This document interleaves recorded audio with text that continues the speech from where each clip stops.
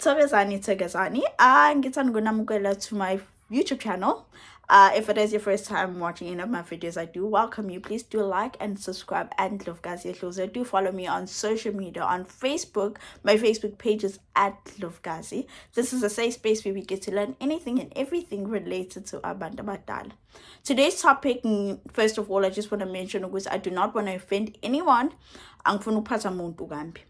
The reason I wanted to discuss this is because esikhathini samanje we're seeing izangoma noma ogobela misleading people into Uthwasa when umuntu is not supposed to go to Uthwasa. So I want us to talk about Uthwasa versus mental illnesses.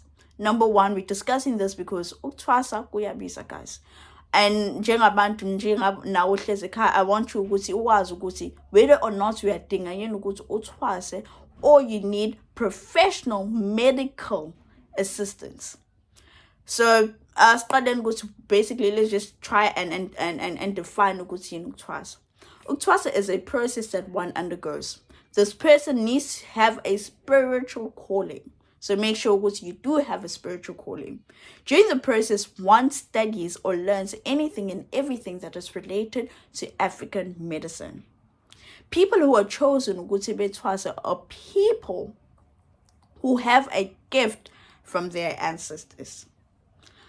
And then what are some of the signs of umuntu omele ukuthi ethwasa? So sike sibona ukujwayelekile guys umuntu egula out of the blue umuntu yancipha ephinde bemkhulu or whatsoever. Abanye baba nenkinga emsebenzini or they have financial problems. Sometimes impilo yabo ivesane imengci. Those are some of the common signs of umuntu omele ukuthi ethwasa. But some of the signs engizowasho manje, if we look at them, they're also the same signs of umuntu that has a mental disorder or has a mental illness. Some of these signs indicate such as anxiety, mental confusion. Sometimes I know that from experience. Has hallucination. And sometimes again. And at that time, understand mood swings. One day you're happy, the next you're sad, the next you're depressed. Depression. It's social isolation. You can just lock yourself in your room or whatsoever. Those are some of the signs. Let's also look at what is a mental illness or a mental disorder. Basically, it's a condition that affects your behavior, your way of thinking, and also your mood. And some of these signs can also include depression, can also include anxiety, it can also include bipolar disorder. So some of the signs of Uthwasa and some of the signs of a mental illness or disorder gafana, right? So then as a traditional healer, how exactly do we know ukuthi umuntu unesiphiwo? Angithi sesihlalile phansi umuntu samhloleni samtshena ukuthi unesiphiwo.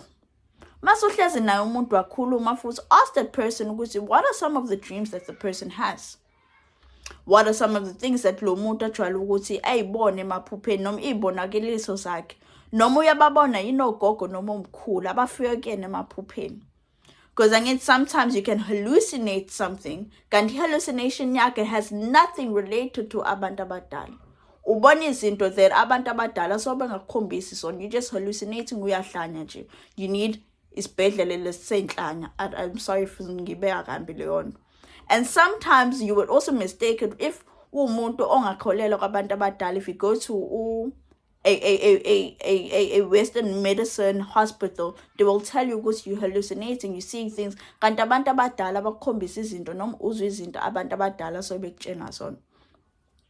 So as a healer ukuthi suzohlala phansi ukhulume naye umuntu. It's very important as a healer ukuthi yebo uzomtshela umuntu ukuthi unesiphiwo, but at the same time also ask them specific questions ukuthi what exactly are you dreaming about? Are you dreaming about imfula? Are you dreaming about oceans? Are you dreaming about impophoma? Are you dreaming about amabai? Are you dreaming about izibi? what exactly ogogo nomkhulu bayafika yini ebusuku bekutshela izinto ibonakaliso zakho, do they come true? Ngeke ukuthi umuntu out of all these things that you've named umuntu akaboni lutho from there, akaphuphi mabhaka, akaphuphi ebuhlala, akaphuphi emanzi, akabone ogogo nomkhulu, akabone lutho, akayiboni izangoma ezweni, akubona because sometimes ubuye ubona nezangoma, ubuye ubone labantu abagidayo amacule ezangoma. From all the things that I've named, if a person comes to you and they're consulting, you ask them these things, and they're not seeing none of them, but they have all the signs of a mental disorder and illness. At the same time, is a mental disorder or a mental illness also has the same signs as umuntu omele ukuthi ethwasa. So hlale phansi wamlalela umuntu and umuntu akutshena ukuthi from the things that you've named ekugcineni ukuthi mhlawumbe ukugida, izangoma, amabhayi, ubuhlale, amanzi, akabobona ugogo nomkhulu and whatsoever, ibonakaliso zakhe things that do not end up happening and whatsoever. Lo muntu nawe usuzobona njengomelaphi oneqiniso ukuthi no, this hallucination that this person is having, this depression that this person is having, this anxiety this person is having, the mood swings, has nothing related to abantu abadala. Thola ukuthi nokugula kakhe, ngithi sometimes sibuke sigula umuntu enciphe edinga ukuthi edle inkambi, kanti yena ukuncipha wakhe has nothing related to ukuthi adle inkambi, kanti ukuncipha wakhe has something that is related to Western medicine. Njengoba umelaphi oneqiniso uzomtshela lowo muntu ukuthi akaye esibhedlela where they use Western medicine, ezama ukuthi elapheke using Western medicine. Hayi ukuthi umuntu uvesana umthwasise wena, because from your understanding, your perspective, ucabanga ukuthi umuntu umele ukuthi ethwase. Angithi isikhathi samanje wonke umuntu uyathwasa, umuntu uyafika kuyena okuwena ekutshena ukuthi uyahlanya, akutshena ukuthi uyagula, they're having problems financially, nasemsebenzini okuhambi kahle. When I get to njengomelaphi, most traditional healers, I feel ukuthi they try and block out the perspective of Western medicine. Vesana umuntu ekutshena ukuthi enze izinto ngezindlela zesintu, kanti inkinga zakhe zidinge izinto zesintu, zidinga for you to go to a Western medicine perspective. Boy, I even got lost on what I was trying to say. So njengomelaphi oneqiniso usuzohlala phansi umtshela umuntu ukuthi ngokubona kwakho you don't think ukuthi unesiphiwo lo muntu, udinga ukuthi eyobona odokotela abadila nezingqondo, abadila nezinto that are related to depression and anxiety. Sometimes umuntu will come to you and during your consultation you would not pick up ukuthi lo muntu unesiphiwo. It does happen sometimes, it really does happen. Kodwa umuntu esebala ukuthi ubona izinto uyahlanya and whatsoever.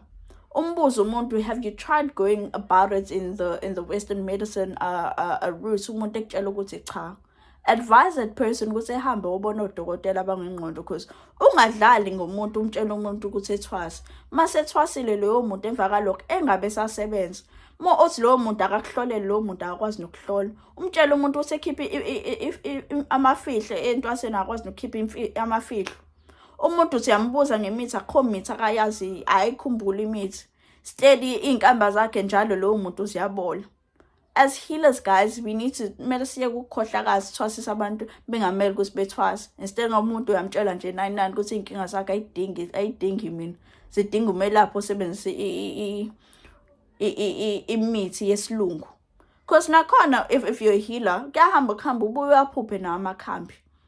Imithi uyayiphupha futhi. Imithi uyayiphupha, ezinye izinto gazi uyayiphupha, ilwano uyayiphupha.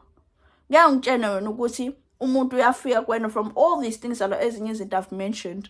Lo muntu, the only signs that they have are only related to a mental disorder and mental illness. Akaphuphi shine ilwane, akaphuphi manzi, akaphuphi lutho. Masemva lokho lo muntu uzomtshela ukuthi ethwasa. As an individual, if you think you have a spiritual gift and you're not sure of your spiritual gift, before uye phehlweni, guys, another thing that you need to understand, no traditional healer has the right ekutshena ukuthi mele uzothwasa khona. Ayikho lento. Number one, that is a scam. Lo muntu soyezodlala ngawo. Idlozi lakho, guys, mase selivuthiwe seli-ready lona ukuthi liyentwaseni, guys, liyakhombisa umuntu omele ukuthi umuntu omele ukuthi ekusize ukuthi ekwelaphe. maselivuthiwe ready ithongo lakho noma idlozi lakho liyakuhambisa lona ephehlweni. Uzobona nawe izangoma uyayiphupha, imithi uyayiphupha, amabhayo uyayiphupha, indlela omele ukuthi uyihambe uyayiphupha. Until ungaze uyiphuphe guys zonke lezo zinto ohlalana emakhaya. Ningayi umuntu uthi uyothwasa kumuntu just because the traditional healer said umele ukuthi uthwase khona yena ukuphuphile. Why wena idlozi lakho lingakukhombise lowo muntu omele ukuthi uyothwasa kuyena? Hence we're having so many sangomas esikhathini samanje just because not everybody is called to heal. And I understand ukuthi abanye go into initiation school ukuthi beyolapha lelo dlozi soligula at that time. Maselaphekile lelo dlozi lo muntu uyaqhubeka nempilo yakhe. But at the same time ngeke ukuthi uye ephehlweni guys just because okay fine uzofika ephehlweni ulaphe lelo dlozi. Wena ukwazi kodwa ukuhlola nhlobo nje. Nhlobo wet kade ulapha idlozi kuphela. It doesn't work like that because even once in a while uyafika vele umuntu umsize ngaleso sikhathi. Ngeke ukuthi uzofika umuntu wena usuhlala 6 months to a year ephehlweni mefika umuntu wena okwazi nomhlanga seleswasha. It's because guys you were not meant ukuthi uthwase. You're meant ukuthi uye to ey'bhedlela zey'nhlanya or an institution or a mental institution to get professional help. Because I'm saying this guys baningi abantu sekudlalwe ngakho ukuthi umuntu akathwase engamele ukuthi ethwase.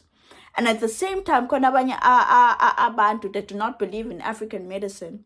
Umuntu uzoya esibhedlela sey'nhlanya and whatsoever, a mental institution. I'm sorry to keep saying ibhedlela zey'nhlanya, a mental institution. Yet lowo muntu at the same time umele ukuthi kube ngathi uyathwasa, vice versa.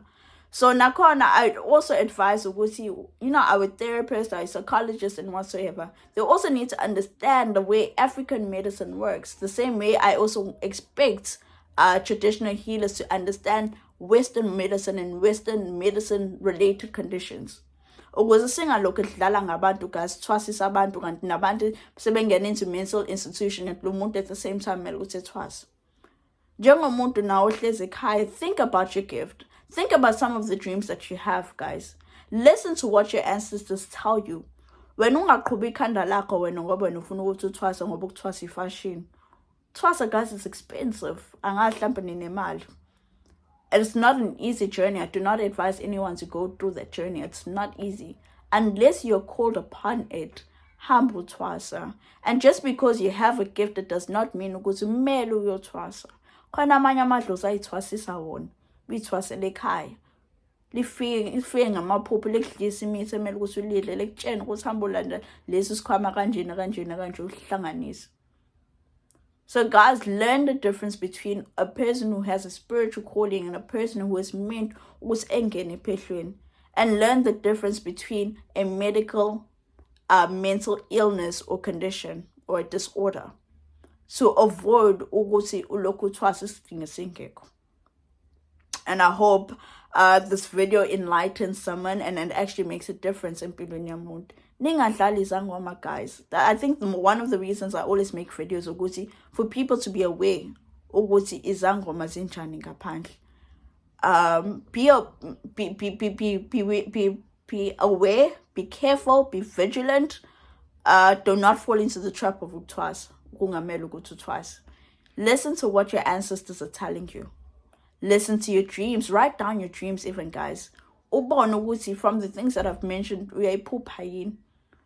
Indlela ephehlweni of your ancestors, has your ancestors shown you? If not, guys, relax, hlala phansi. Enza lokho abakutshela ukuthi ukwenze. And sometimes just because you're having financial problems and you're having problems at work, it does not mean ukuthi kumele uthwase. Thola ukuthi wena you're not budgeting kahle. You're not spending imali yakho ngendlela efanelekile. Thola ukuthi vele wena emsebenzini vele you have an attitude ozwane nabantu esikhathini esiningi, not because idlozi lakhe lingakuzwisisi ngabantu. Wena uqobo that does not have a proper or a nice attitude towards other people. You do not have proper working ethics. Don't blame everything on your ancestors. Sometimes you also need to look within yourself. Be born ukuthi linkinga yakhe is something that is related to wena uqobo or abantu abadala. So yeah, I think that is it for today. Until next time, goodbye.